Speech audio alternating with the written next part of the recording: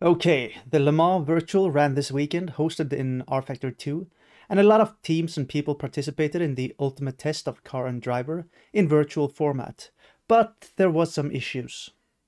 Now, I'm not a huge fan of esports and sim racing, I just can't get myself excited about it. I don't know why, but it's just not my thing, I suppose. So I was watching the 24 Hours of Dubai in the 24-hour series instead.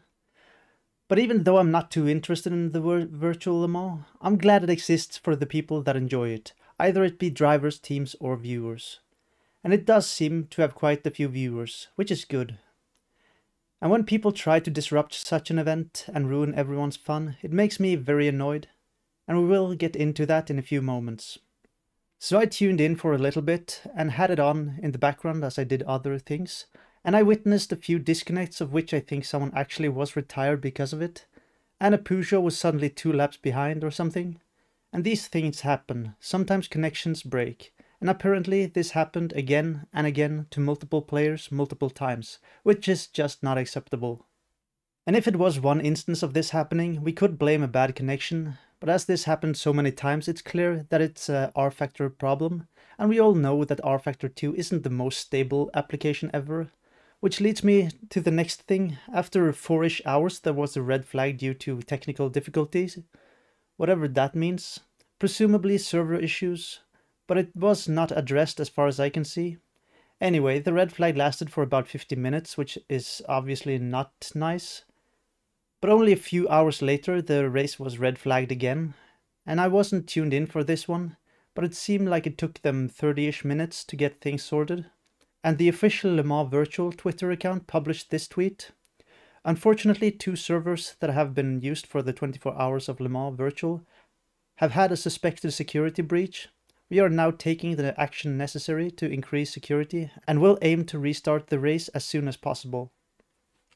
And the security breach sounds like someone is purposely attacking the servers, and the rumor is that there was a DDoS attack against them, which is just awful, sad, and pathetic. And the people doing this really should be ashamed for ruining a serious competition and the fun for everyone, either participating or watching the event. But that's the internet for you, I guess. And people are of course shitting on rFactor 2 and motorsport games in the comments, and even though I usually like watching people shit on motorsport games, this time I was more annoyed by people actually bothering to ruin this event.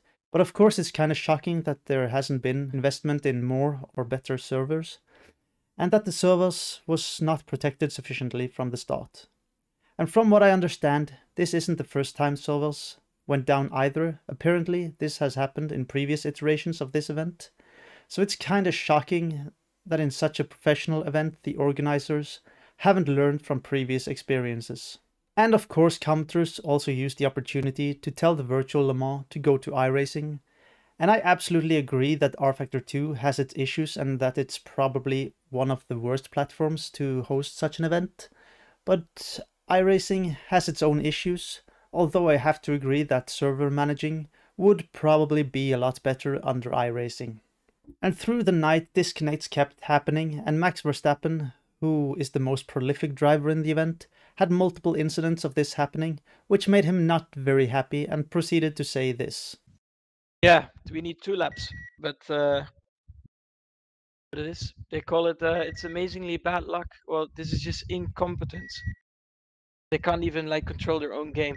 And this is already the 3rd time this happens to me now that I get kicked off the game while doing this race. So it's also the last time I'm ever participating. Because what's the point? You prepare for 5 months to try and win this championship. You're leading the championship. You're trying to win this race, which you prepare for 2 months, and they and they handle it like this. I mean, there have been 2 red flags. They blame it on, I don't even know what, people DDoSing the server. Then they cancel the rain because probably that's already a big influence.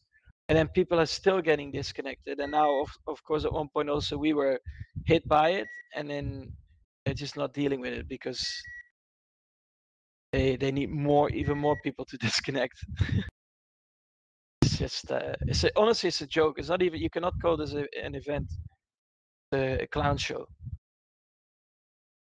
That's why it's better to retire the car, because drive around in P15 for 6 hours makes no sense for everyone, you know. just a disgrace for all the effort we put in as a team. I really hope the organizers also they consider where they put this race forward, because on this platform it's not gonna work. Well, that's not good, is it? And doesn't reflect well on R Factor, and although I feel he's a bit harsh here, I do understand his frustration, and the event should have been much better. And at this point it almost feels like random disconnects is part of the race, and that the team with the least disconnects will end up winning, which is not the way it should be, and is simply not acceptable for one of the biggest events in sim racing. As for the likelihood of iRacing or any other sim hosting this event in the future, that won't happen, as Motorsport Games holds the exclusive license for the World Endurance Championship, and since R Factor 2 is a Motorsport game product, this is the only sim that will be used. And I know you don't like it, I don't either, but unfortunately that's the way it is. But the event has not been a good reflection of sim racing, there has been too many problems. Hopefully the organizers will learn from this and provide a better service next year, with some proper security, so that these issues don't happen again. But we can't have too high hopes if this isn't the first event that has had these issues. There was also an official statement that came from the Le Mans virtual account after the event, where they are supposedly investigating the technical difficulties, which seems a bit weird as they have already said it was a breach of security, so it will be interesting to see what the so-called investigation will reveal. But that's it. If you enjoyed this video, please click the like button. If you didn't, then feel free to dislike it. And if you want to see more of my content, then please consider subscribing to the channel. Thank you all for watching, and goodbye.